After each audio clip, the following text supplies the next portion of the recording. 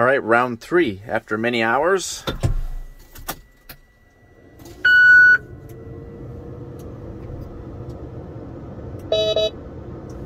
Okay, we got go plugs this time.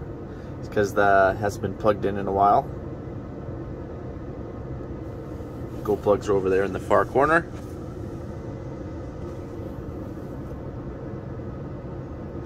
We've been charging good all day. The battery should have lots of cranking power. We're gonna go plug it twice actually.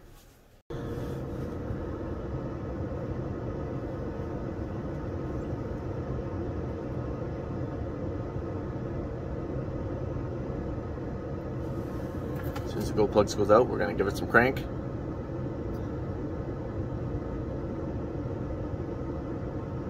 And it has warmed up out quite a bit. There it is.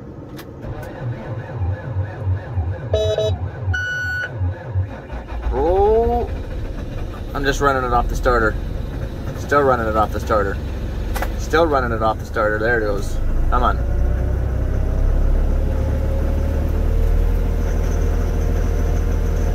Okay. Now it's going to kick in its hydraulics soon. Hold on here. Woohoo! Okay, it's going to kick in its hydraulics here soon and might stall the engine.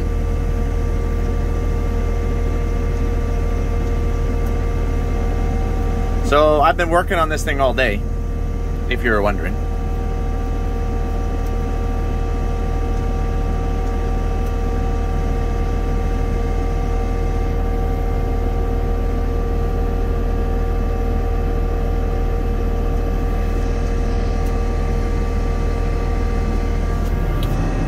So it's been warming up all day. It is minus 18 out right now. I know, it's basically a balmy afternoon. So I've been plugging this thing in, charging it, plugging it in, charging it, plugging it in, charging it, plugging it in, trying to keep the water temperature warm. So I'll plug it in for maybe 30 minutes to 60 minutes, and then I'll run the charger for about maybe 120 minutes, and I'm back 60 minutes, 120, 60, 120, 60, 120. You kind of get the idea.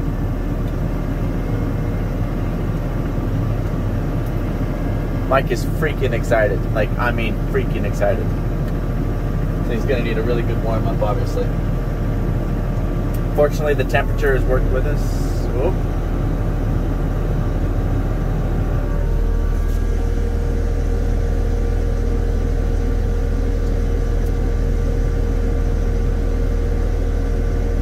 So it's a combination of 3 things. 1, it's warming up out. 2, block heater, keeping it hot. 3, making sure our battery is as many cranking power, as many cranks as we can go. I just thought about Christmas with the cranks for a second. All right. We're just gonna give it a little bit of RPM. We're gonna give it to about 1,000. There we go. 60, good enough.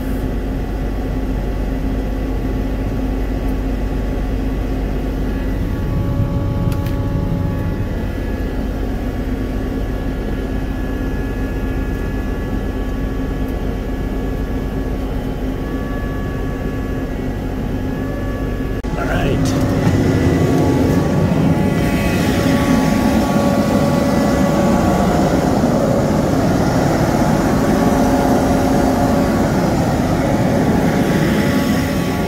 Pretty excited that we finally got it going. See? We've been just rocking about that 22 amps all day. We don't need to plug it in anymore. We're gonna let this thing run and we're gonna let it warm up and we're gonna see if it's gonna throw any depth codes. We're losing our light. The day is fleeting. Coming to check on stuff here. Oh, we're getting some heat in the cab.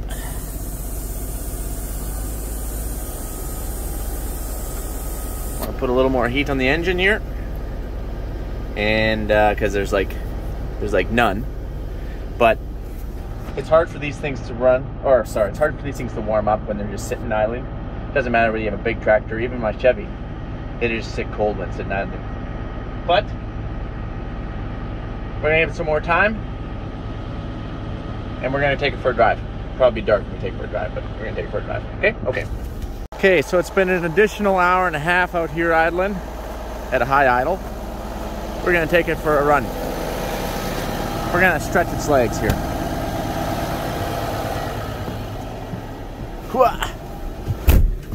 Mike, how come you don't have your carpet in here? Because I'm not about to take off my shoes when it's like cold. Freeze my feet off. So I just take my carpet out, and all I have to do is sweep it off. That's what I do.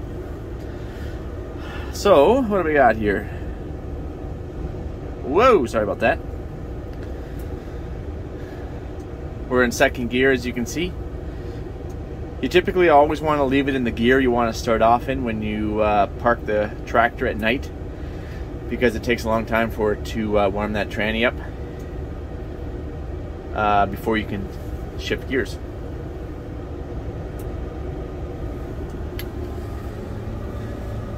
Okay.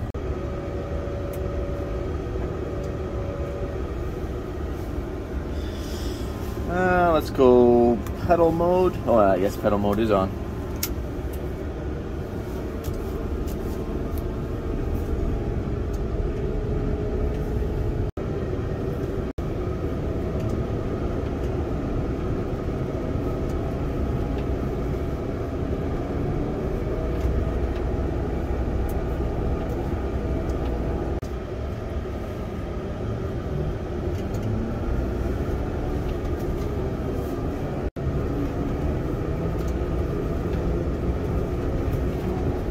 Remember last time we took the tractor and last big snowstorm we had last year, and we actually went through the McDonald's drive-thru. Those were good times. No, I'm not going to go through the McDonald's drive-thru this time. We're going to take this thing out on a grid road here, and we're just going to open her up and just try and thaw it out. First, someone's walking their dog, and they're probably like, what the heck?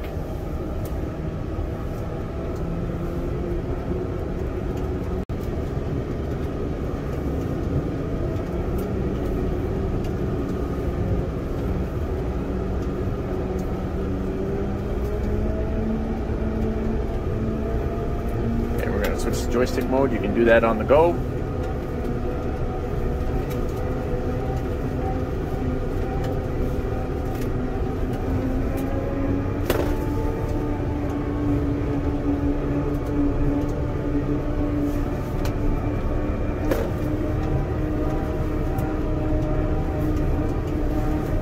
I'm gonna up the sensitivity. So right now the sensitivity is set at 2.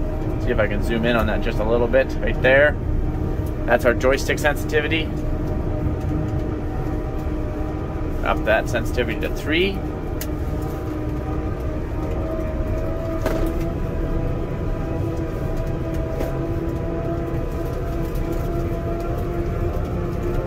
Boy, this thing's a little bouncy. It's been sitting a little while, and these tires are still a little hard. No, there's no chloride in any of the tires. There's no water or anything like that. I don't put any liquid weight in anything new. It's too corrosive. If we need weight on any new equipment, we just add steel.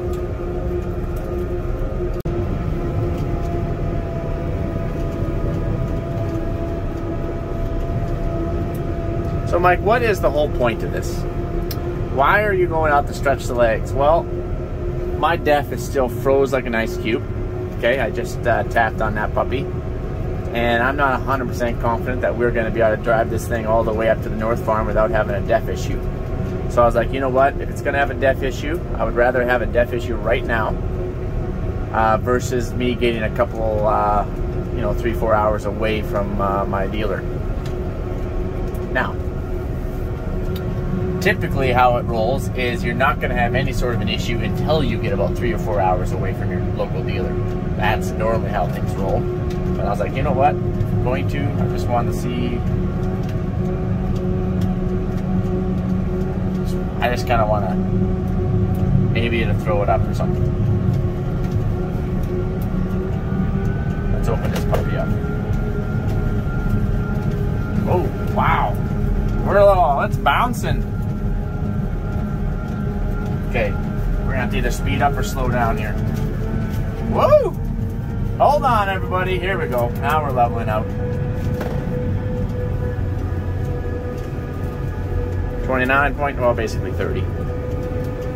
Let's open her up some more.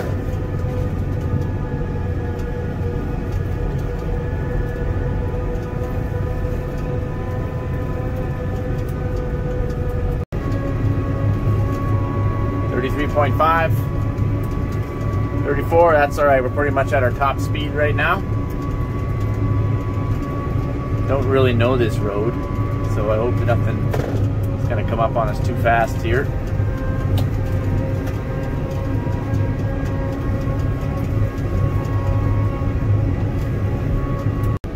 Okay, we're actually at a road. I have no idea where we're going, but let's just go this way.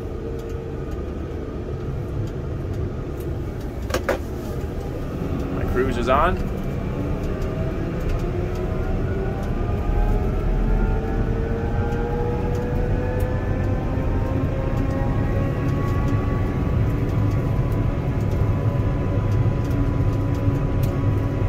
We're just going for a little drive. So Mike, I have another question. To drive a tractor in Canada or Saskatchewan or wherever the heck you're from, do you need a special license or anything like that? Because I know in Europe, I should say in Germany, you got to have like a tractor's license. At least that's what I've been told. The answer is no. You just need a driver's license. You got to be able to be legal to drive a car or truck or something like that, which you can get when you're 16 years old, and then you are legal to drive a tractor as well. What about semi-trucks? Semi-trucks, you got to be 18 years old here in Saskatchewan. I think it's 18 anyway. And then you can go for your semi-truck license. I think it's a 1-week course. I need like 100 or so hours of driving in that course. Oh, what do we got here? I feel like we're running out of good road, maybe not. And then you're legal to drive a semi. Let's try shifter transmission. I'm going to come to a stop. Woo.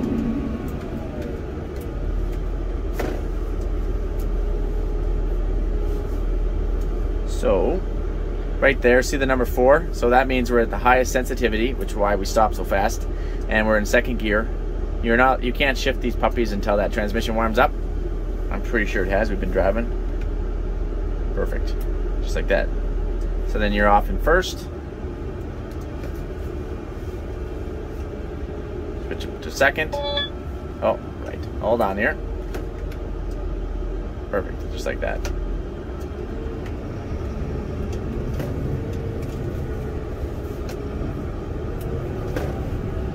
And then all I gotta do is tap this puppy because I have my cruise set at 34.5 miles an hour, which you can see right above the 11.5, which is my current speed.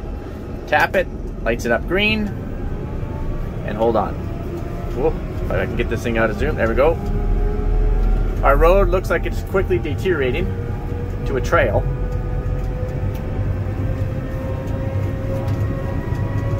And just like that, we are pretty much right up to road speed. It's one of the great things I do really like about the Fendt tractor is the CVT transmission, infinitely variable transmission, and it's quick road speed.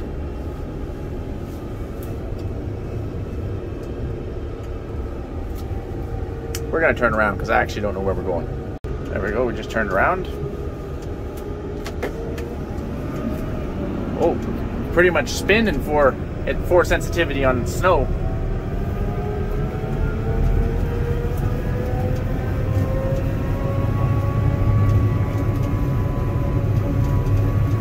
Maybe we can blow some of this snow off our hood.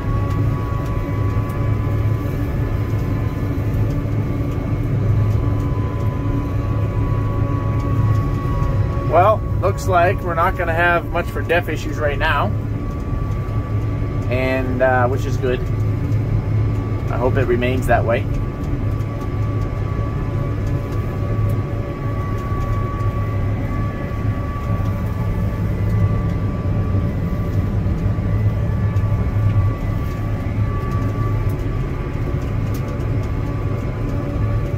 And just like that, I pulled over and stopped. I just want to conclude the video. I don't want to bore you guys like I did the first video. I'm just going to shut it down. So basically, just quickly give you an update. Everything seems to be working good so far. We'll see when we get on the road. We will be driving this thing to the North Farm. That's right, we'll be driving on hauling.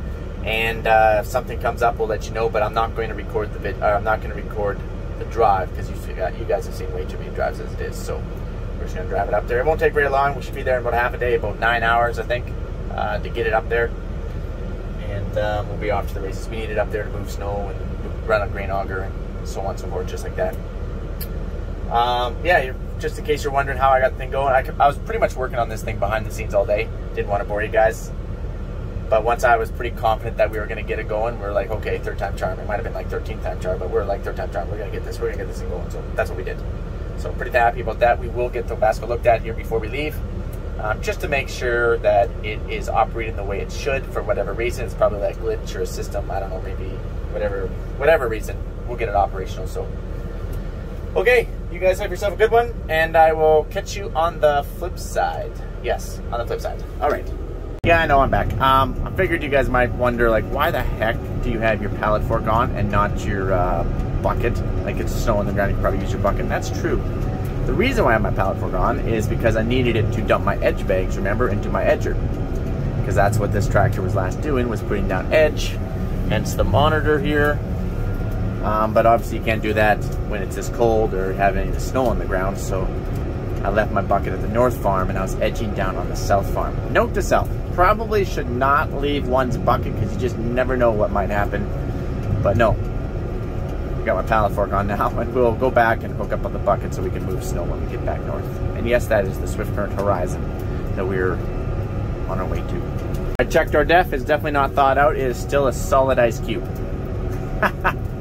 Oh man, you gotta love def.